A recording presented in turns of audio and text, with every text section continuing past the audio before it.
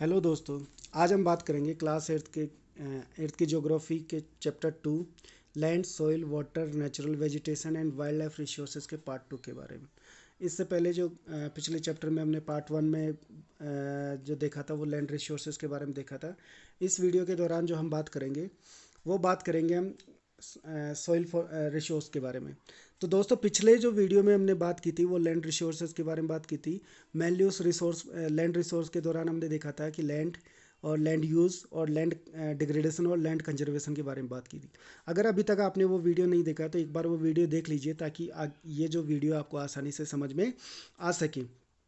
तो आइए शुरू करते हैं। इस वीडियो के दौरान हम क्या क्या कवर करने जा रहे हैं वो देखते हैं। तो पहला हम बात करेंगे सॉइल के बारे में, दूसरा हम बात करेंगे सॉइल प्रोफाइल के बारे में, सॉइल प्रोफाइल क्या होती है और सॉइल प्रोफाइल कैसे बनती है। ओके, फिर बात करेंगे factors of soil formation, soil formation के लिए कौन से फैक्टर रेस्पॉन्सिबल है उस ठीक है। उसके बाद हम बात करेंगे सॉइल डिग्रेडेशन के बारे में कि सॉइल डिग्रेडेशन के लिए कौन से जो फैक्टर रेस्पॉन्सिबल है। और then we will discuss about the soil conservation measures की कौन से मेजर्स हैं जिनसे कि हम सॉइल को कंजर्व कर सकते हैं या सॉइल डिग्रेडेशन को कम कर सकते हैं।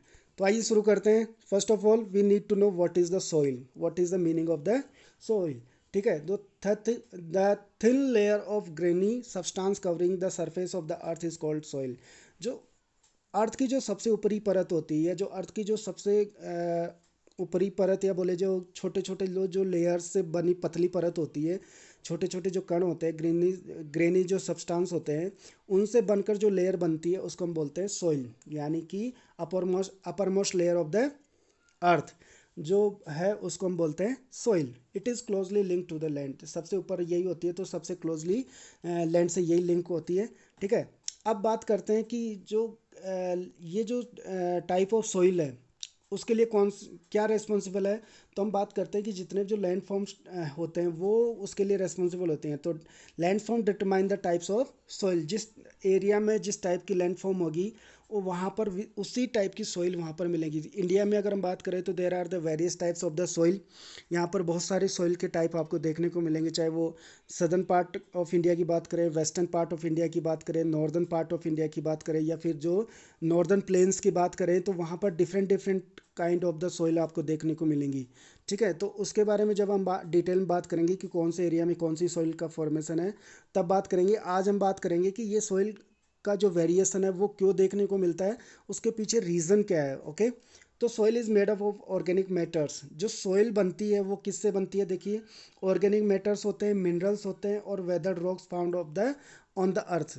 जो या तो वो ऑर्गेनिक यानी कि इन सब चीज़ों से मिलकर बनती है। ऑर्गेनिक मैटर होते हैं, मिनरल्स होते हैं और जो वेदर्ड रॉक्स होती हैं, जो रॉक्स होती हैं जिनके बारे में अभी बताऊंगा कि क्या होती है वेदर्ड रॉक्स, जो टूटती हैं या कोई भी जो पेरेंट रॉक होती है जब वो टूटती है तो टूटने से उसमें जो करेक्टरिस्टिक्स होती है, उसकी जो विशेषता होती है, उसी आधार पर उस एरिया में वहाँ पर सॉइल का फॉर्मेशन होता है। ठीक है, this happen through the process of weathering. ये जो प्रोसेस होती है टूटने की उसको हम बोलते हैं वेदरिंग। अब बात करते हैं वेदरिंग होता क्या है, यहाँ पर समझने की कोशिश कीजिए कि वेदरिंग क्या होती है। तो the breaking of and decay of exposed rocks. ठीक है, जो एक्सपोज्ड रॉक्स जो होती है उनके टूटना जो होता है, ओके, किसकी वजह से टूटती है, टेम्परेचर चेंज की वजह से टूट सकती है, फ्रॉस्ट एक्शन की वजह से टूट सकती है, plant and animal human activities जो होती है उनकी वजह से जब इनका टूटना या विखंडन होता है, या जो जिसकी बात करें इनका जो अपक्षय होता है। ठीक है, इस अपक्षय जो होता है इसको हम बोलते हैं, अपक्षय को बोलते हैं हम लोग जिसकी सॉइल सॉरी वेदरिंग, क्या बोलते हैं इसको, वेदरिंग, या इसी को हम बोलते हैं अपक्षय। ठीक है, the breaking of and decay of the expose rocks by the temperature changes, frost action, plants animal and human activity. Okay, इनकी वजह से जब ये रॉक्स टूटती हैं तो उसको हम बोलते हैं वेदरिंग। ये जो प्रोसेस होता है इसको वेदरिंग बोला जाता है। अब हम बात करते हैं सॉइल प्रोफाइल की। ठीक है, तो अब हमें तो एक ही लेयर दिखती है, लेकिन उसके बाद अगर हम सॉइल फॉर्मेशन की या सॉइल प्रोफाइल की बात करें, सॉरी फॉर्मेशन की नहीं, प्रोफाइल की हम बात कर रहे हैं। तो जब प्रोफाइल की बात करें तो हमें लेयर बाय लेयर इसको जानना होता है कि जो अपर मोस्ट लेयर होती है उसको हम बोलते हैं टॉप सॉइल, हमें जो दिखती है उसको बोलते हैं लोग टॉप सॉइल। उसके नीचे जो होती है वो होती है सब सॉइल, और उसके नीचे जो सॉइल होती है वो वेदर्ड रॉक्स होती है जिनको फ्रेगमेंट्स भी बोलते हैं, रॉक फ्रेगमेंट्स बोलते हैं, यानी कि चट्टान के टूटे हुए जो टुकड़े होते हैं वो होते हैं, और लास्ट में आपका होता है बेड रॉक्स, या जिनको हम लोग बोलते हैं पेरेंट रॉक्स। ठीक है, तो जो टॉप सोइल होती है वहाँ उसका जो फॉर्मेशन होता है वो ह्यूमस एंड वेजिटेशन से मिलकर होता है। ठीक है, किससे में होता है? ह्यूमस एंड वेजिटेशन से मिलकर होता है। इसका जो फॉर्मेशन होता है वो सॉइल से सॉरी सैंड से होता है, सिल्ट से होता है और क्ले से होता है। सैंड सॉइल एंड जो सैंड सिल्ट एंड क्ले से होता है सब सॉइल का फॉर्मेशन। और ये आपका जो वेदर्ड रॉक है ये रॉक्स के फ्रेगमेंट से होता है। लास्ट में आपका जो पेरेंट रॉक है वो है ही कि जो पेरेंट रॉक है वो टूटने से बनते हैं। ठीक है, तो यहाँ पर हमने 4 लेयर देखी सॉइल प्रोफाइल की। सबसे ऊपर होते हैं टॉप सॉइल, फिर होती है सब सॉइल, फिर होती है आपकी वेदर्ड रॉक्स जो होती हैं वो, और फिर बेड रॉक्स या पेरेंट रॉक जो होती है वो होती है। ठीक है, अब आगे बात करते हैं फैक्टर्स ऑफ सॉइल फॉर्मेशन। अब हम बात करेंगे कि जो सॉइल का फॉर्मेशन है वो कैसे होता है और उसके लिए कौन सी चीज़ें यहाँ पर रेस्पॉन्सिबल है, कौन से कारक रेस्पॉन्सिबल है, कौन से फैक्टर्स रेस्पॉन्सिबल हैं। ठीक है, तो कई बार हम बात करते हैं कि जो सर आपके दिमाग में कई बार क्वेश्चन आते होंगे, सर ये जो सॉइल का फॉर्मेशन है वो होता कैसे है? तो आइए उसके बारे में बात करते हैं। ठीक है, सॉइल का फॉर्मेशन कैसे होता है। The major factors of soil formation are the nature of the parent rock. देखिए सबसे जो इम्पोर्टेंट चीज़ है वो है nature of the parent rock and climatic factors. जब भी किसी एरिया के सॉइल फॉर्मेशन की हम बात करते हैं तो उसके लिए जो सबसे ज़्यादा रेस्पॉन्सिबल है या जो सबसे ज़्यादा फैक्टर है, सबसे बड़ा जो फैक्टर है वो क्या होता है? Nature of the parent rock होता है कि वहाँ पर जो रॉक है वो कैसी है, वो पेरेंट रॉक किस टाइप की है, और वहाँ की जो क्लाइमेटिक कंडीशंस है वो कैसी हैं। तो ये जो दोनों फैक्टर्स होते हैं, चाहे वो पेरेंट रॉक वाला फैक्टर हो चाहे वो क्लाइमेटिक कंडीशन के फैक्टर वाला फैक्टर हो, दोनों बहुत ज़्यादा इंपॉर्टेंट होते हैं किसी भी टाइप की सॉइल फॉर्मेशन के लिए। अदर फैक्टर्स भी और भी होते हैं, जैसे कि टोपोग्राफी उस एरिया की, मतलब लैंड है जो हिली एरियाज है या प्लेन है। ठीक है, रोल ऑफ ऑर्गेनिक मटेरियल, वहाँ पर ऑर्गेनिक मटेरियल कितने ज़्यादा क्वांटिटी में है वो। उसके बाद टाइम की बात करते हैं कि कितना टाइम वहाँ पर होता है। ओके, कितने टाइम से वहाँ जो सोइल का फॉर्मेशन हो रहा है।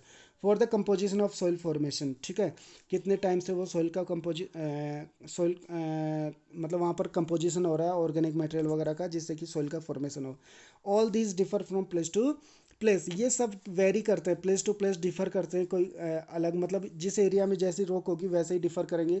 हो सकता है किसी एरिया में अलग टाइप की जो पेरेंट रॉक हो, दूसरे एरिया में हो सकता है दूसरी टाइप की रॉक हो। अब जब हम रॉक्स के टाइप्स के बारे में बात करते हैं तो हमने क्लास 7th में भी इसके बारे में बात की थी कि 3 टाइप की रॉक्स जो होती है उनके बारे में बात की थी। वो यहाँ पर बहुत इंपॉर्टेंट आपको लग होने वाली है। ओके, तो आइए हम बात करते हैं कि कौन कौन से जो फैक्टर्स हैं जो सॉइल फॉर्मेशन के लिए रेस्पॉन्सिबल है। तो सबसे पहले हम बात करेंगे पेरेंट रॉक की। ठीक है, तो पेरेंट रॉक से क्या क्या डिसाइड होता है किसी सॉइल के का तो उनमें देखिए, पेरेंट रॉक डिटरमाइंस कलर। किसी भी जो सॉइल का जो कलर होता है वो उसके पेरेंट रॉक पे डिपेंड करता है।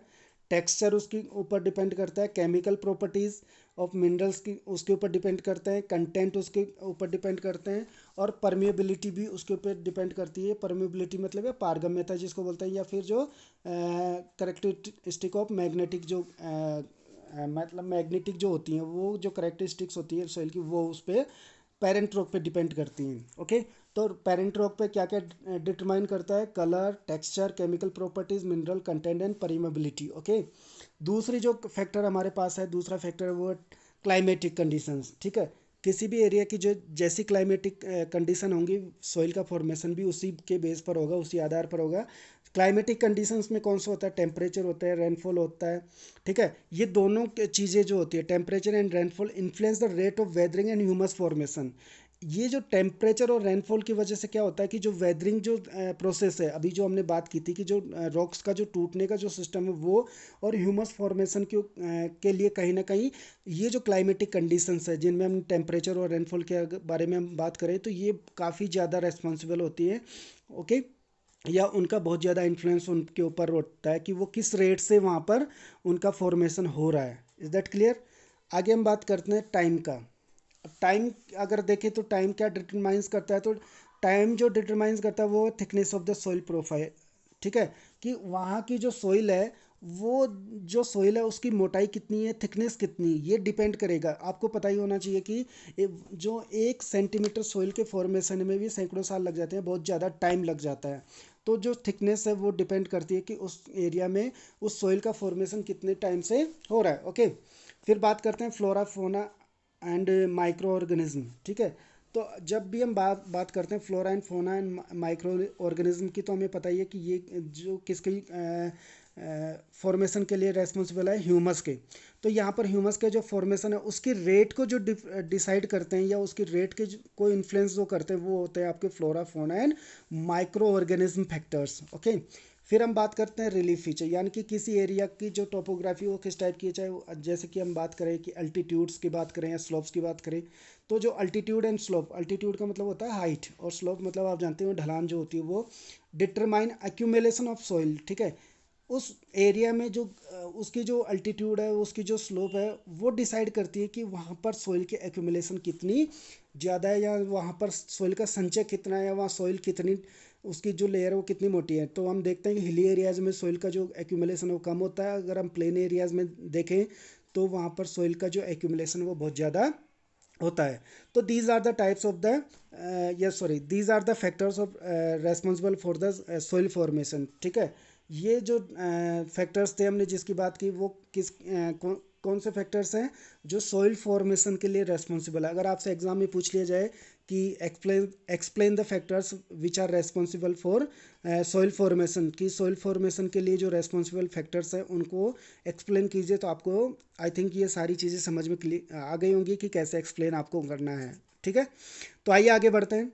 आगे हम बात करते हैं डिग्रेडेशन ऑफ सॉइल। ठीक है, अब देखिए जो सॉइल है, सॉइल का डिग्रेडेशन आज अगर हम देखें वर्तमान एट प्रेजेंट की हम बात करें तो हमारे लिए सबसे बड़ी समस्या बन के उभर रही है कि सॉइल का जो डिग्रेडेशन हो रहा है। अब सॉइल का डिग्रेडेशन हम यहाँ दो टाइप में देखने को मिलता है। जो सबसे बड़ी जो थ्रेट हमारे पास है वो है एक तो सॉइल इरोजन के रूप में और डिप्लेशन के रूप में। ठीक है, यानी कि सबसे बड़ी जो समस्या हमारे पास सॉइल इरोजन है और सॉइल जो सॉइल का डिप्लेशन है। अब बात करते हैं कि ये क्यों सॉइल एज ए रिसोर्स, अब ये किसकी वजह से हो रहा है। तो देखो both human and natural factors can lead the degradation of soil. ठीक है, हो सकता है कि उसके लिए ह्यूमन जो फैक्टर्स भी रेस्पॉन्सिबल हो या नेचुरल फैक्टर्स भी उसके लिए रेस्पॉन्सिबल हो। दोनों क्या कर सकते हैं, हम ये नहीं कह सकते कि सिर्फ नेचुरली वो लैंड डिग्रेड होती है या सिर्फ ह्यूमन जो फैक्टर्स है वही उसके लिए रेस्पॉन्सिबल है। दोनों फैक्टर्स चाहे वो ह्यूमन हो या चाहे नेचुरल फैक्टर्स हो, दोनों डिग्रेडेशन को लीड करते हैं। ठीक है, सॉइल के डिग्रेडेशन के लिए रेस्पॉन्सिबल हैं। अब वो कौन कौन से जो फैक्टर्स हैं जो सॉइल डिग्रेडेशन को यहाँ पर लीड करते हैं, तो डिफोरेस्टेशन है। ठीक है, जिसको हम बात करते हैं कि जब हम वनों की बहुत ज़्यादा कटाई कर रहे हैं तो उसको हम क्या बोलते हैं, डिग्रेडेशन है। ठीक है, डिसअपीयरमेंट ऑफ फॉरेस्ट। अब बात करें ओवर ग्रेजिंग है, हम बहुत ज़्यादा ओवर ग्रेजिंग कर रहे हैं, और यूज़ ऑफ केमिकल फर्टिलाइजर्स और पेस्टिसाइड्स। हम प्रोडक्शन बढ़ाने के चक्कर में क्या कर रहे हैं, हम जो ओवर यूज़ कर रहे हैं केमिकल फर्टिलाइजर्स का और पेस्टिसाइड्स का। रेन वॉश हमारे लिए एक बहुत बड़ी समस्या है। लैंडस्लाइड्स के बारे में पिछले वीडियो में हमने बात की थी डिटेल से, इसको अगर आप देखना चाहते हैं तो एक बार देख लीजिए कि लैंडस्लाइड्स क्या होता है और कैसे इनका इम्पैक्ट होता है, क्या इनका इम्पैक्ट होता है। और फ्लड, अब यहाँ पर लास्ट जो है वो फ्लड। ये सारी चीज़ें जो है कहीं ना कहीं ये जो सारे फैक्टर्स है these are responsible for the degradation of soil. So अगर एग्जाम में अगर आपसे पूछ लिया जाए कि what are the factors of the soil degradation, तो you will explain these factors, आपको इन फैक्टर्स के बारे में लिखना है कि कौन कौन से फैक्टर्स है। डिफोरेस्टेशन हुआ, ओवर ग्रेजिंग हुआ, over use of chemical fertilisers और पेस्टिसाइड्स हुआ, रेन वॉश हुआ, लैंडस्लाइड्स हुआ एंड फ्लड्स। इनके कारण क्या हो रहा है, हमारे यहाँ जो सोइल है उसका डिग्रेडेशन हो रहा है। अब देखिए कोई भी चीज़ होती है जब उसका डिग्रेडेशन होता है तो उसको कंजर्वेशन मेजर्स के बारे में भी हमें बात करना चाहिए कि how we can conserve them. कोई भी जो रिसोर्स होता है, रिसोर्स को कंजर्व कैसे किया जाता है, कौन से मेजर्स को हम यूज़ कर सकते हैं ताकि हम सोइल के डिग्रेडेशन को बचा सकें। ठीक है, तो some methods of soil conservation are listed below. ठीक है, अब यहाँ पर कुछ मेथड्स दिए हुए हैं जिनके थ्रू हम कर सकते हैं। तो पहला हमारे पास है मल्चिंग।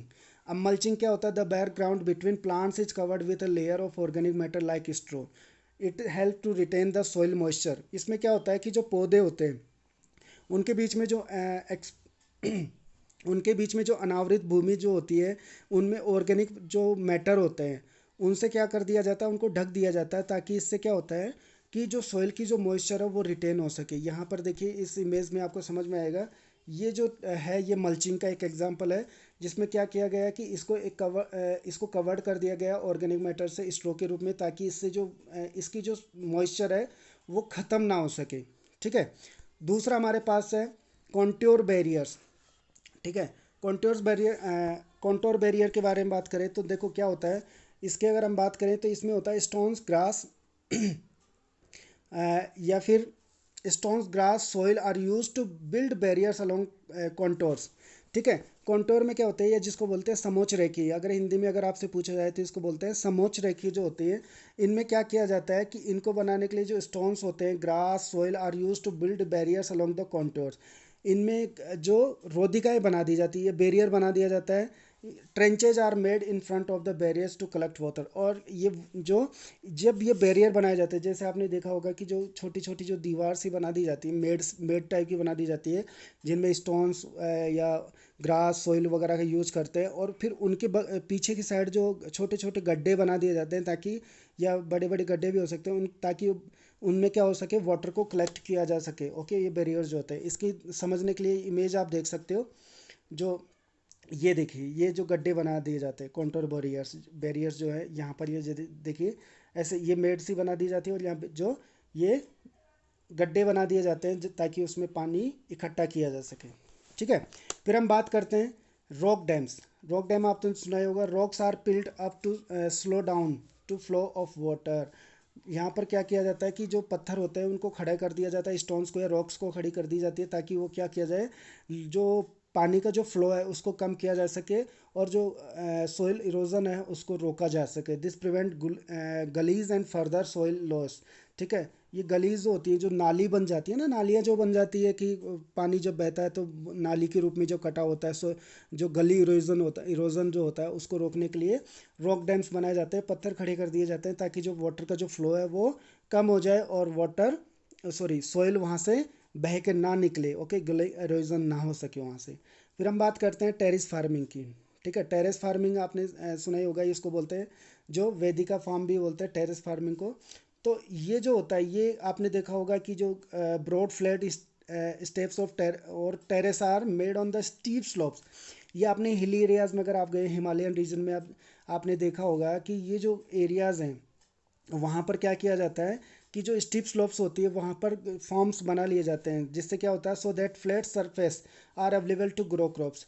जिससे कि जो स्लोप होते हैं उनको एक टेरेस टाइप में काट काट के उनको बना लिया जाता है, ताकि वो क्या हो सके, जो वहाँ पर एक तो उनको लैंड मिल जाती है, जिससे कि वो ग्रो मतलब सॉरी क्रॉप्स को ग्रो कर सकते हैं वहाँ पर, या एक सरफेस उनको अवेलेबल हो जाता है जिससे क्रॉप्स ग्रो कर सकते हैं।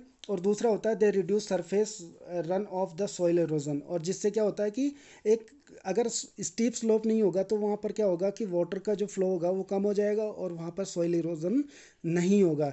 तो दोनों चीज़ों में इनके लिए जो इम्पोर्टेंट हो जाता है, एक तो उनको सरफेस मिल जाता है क्रॉप्स ग्रो करने के लिए, और दूसरा ये होता है कि सॉइल इरोजन को भी वो रोक पाते हैं। ठीक है। अब बात करते हैं लास्ट आगे इंटरक्रॉपिंग की। ठीक है। इंटरक्रॉपिंग की अगर हम बात करें तो ये क्या होता है, different crops are grown in alternative rows. ठीक है। अल्टरनेटिव रोज में डिफरेंट क्रॉप्स उगाई जाती है, are sown at different times of to protect the soil from rainwash. यानी कि डिफरेंट डिफरेंट टाइप में डिफरेंट डिफरेंट टाइप की क्रॉप्स ग्रो की जाती है अल्टरनेटिव रोज में, जिससे कि क्या हो जाता है, रेनवॉश के थ्रू जो सॉइल का इरोजन जो होता है वो रोका जा सके। इसको बोलते हैं हम intercropping. Okay, different crops are grown in alternative rows, alternate rows and are sown at different times to protect the soil from rainwash। Okay, समझ में आया कि डिफरेंट टाइम में डिफरेंट जो अल्टरनेट जो रोज हैं उनमें डिफरेंट टाइप की क्रॉप्स यहाँ पर जो ग्रो की जाती है, ताकि जो रेनवॉश से जो सॉइल इरोजन हो रहा है उसको रोका जा सके। फिर कॉन्ट्योर प्लगिंग होती है। कॉन्ट्योर प्लगिंग जो हमने देखा था ये कहाँ पर होती है, पहाड़ी एरियाज में जो होती है। Ploughing parallel to the contours of hill slopes. ये हिल स्लोप्स जो होते हैं वहाँ पर होती है form a natural barrier for water to flow down to slope. ठीक है। इसमें क्या होता है, जो ये फिगर मैंने सॉरी ये ज़्यादा हो गया। इसको अगर आप देखना चाहें तो आपकी बुक में एक फिगर दिया हुआ है 2.6, उसमें जाके आप देख सकते हैं कि ये जो क्या होता है। ओके, 2.6 जो फिगर है उस टाइप का होता है। अगर हम देखें कि ये होता क्या है, तो ये देखो कि जो पहाड़ में जो होता है वो क्या होता है कि पैरेलल में जो पैरेलल जो लाइन होती है उसमें कंटूर हिल स्लोप में यहाँ पर नेचुरल बैरियर्स बना दिए जाते हैं, ताकि जो वाटर होता है फ्लो डाउन जो होता है स्लोप में जो मतलब पानी बहता है, तो उसको क्या किया जाए, रोका जा सके। इसको देखने के लिए यहाँ देख सकते हो आप। ठीक है, ये रहा, सॉरी, ये जो है ये इस टाइप से बने होते हैं। ठीक है, ये जो ढलान है ये फिर यहाँ पर बीच में ऐसे बना दी जाती है, ये बैरियर्स बना दिए जाते हैं, ताकि ये जो वाटर अगर आ रहा है तो वो क्या इसको काट ना सके, इरोजन ना कर सके। ओके, लास्ट में हम बात करते हैं शेल्टर बेल्ट्स की। ठीक है, शेल्टर बेल्ट्स क्या होता है, in the coastal and dry regions. ठीक है, जब हम बात करते हैं कोस्टल रीजन की या ड्राई रीजन्स की, तो वहाँ पर क्या होता है, रोज ऑफ ट्रीज, यहाँ ध्यान दीजिएगा, rows of trees are planted to check the wind movement to protect soil cover. इन इसमें क्या होता है कि एक ही जो मतलब एरिया मतलब ट्री होता है, अधिकतर या जिसकी बात करें या डिफरेंट टाइप के ट्रीज भी हो सकते हैं, लेकिन उनको क्या किया जाता है, एक रो में जो प्लांट किया जाता है, ताकि जो हवा का जो प्रेशर है, जो विंड का जो मूवमेंट है, उसको उससे किसको प्रोटेक्ट किया जा सके, सोइल को। ठीक है, ताकि उसके साथ जो विंड आ रही है, विंड के साथ क्या हो, सोइल का इरोजन ना हो या उड़ के ना जा सके, जिससे कि सोइल कवर वहाँ पर बचा रह सके। ओके, इसको देखने के लिए यहाँ देखिए, ये शेल्टर बेल्ट से यहाँ देखिए पूरा एक रो बना दी गई है, जिससे कि अब अगर इधर से विंड फ्लो कर रही है या उधर जो ऐसे विंड फ्लो कर रही है, तो यहाँ पर क्या होगा, विंड का जो फ्लो है उसको ये कम कर देंगे, और सॉइल इसके साथ क्या नहीं होगी, जो साथ में उड़ के ना जाएगी और इरोज ना होगी। ये आपका टेरेस फार्मिंग का एग्जाम्पल देख सकते हो यहाँ पर, ये आपका रॉक डैम का एग्जाम्पल यहाँ पर देख सकते हो। ये इंटरक्रॉपिंग का है, ये जो अल्टरनेटिव जो रोज है यहाँ पर इतनी क्लियरली यहाँ पर दिखी नहीं है। ठीक है, तो ये कुछ जो मेजर्स थे हमारे पास, जिनमें हमने बात की सोइल कंजर्वेशन की, जैसे कि मल्चिंग की हमने बात की, फिर हमने कॉन्टोर बैरियर्स की बात की, रॉक डैम की बात की, टेरेस फार्मिंग की बात की, इंटरक्रॉपिंग की बात की, काउंटर प्लगिंग की बात की, शेल्टर बेल्ट्स की बात की। ठीक है, तो ये these are the factors to conserve the soil degradation. ठीक है, सॉइल डिग्रेडेशन को कैसे, सॉरी, सोइल को कैसे कंजर्व किया जा सकता है, सोइल को कैसे कंजर्व किया जा सकता है, या these are the soil conservation measures, कि कौन से जो मेजर्स के थ्रू हम सोइल को कंजर्व कर सोइल का कंजर्वेशन कर सकते हैं, ताकि उसका डिग्रेड ना हो। ठीक है, आज के वीडियो में हम सिर्फ सोइल रिसोर्स के बारे में ही बात करेंगे। अगले वीडियो में हम आगे के जो रिसोर्सेज हैं उनके बारे में बात करेंगे। ठीक है, अगर आपको कोई भी इस टॉपिक से रिलेटेड कोई डाउट हो तो आप कमेंट बॉक्स में मुझे कमेंट करके पूछ सकते हैं। ओके, धन्यवाद।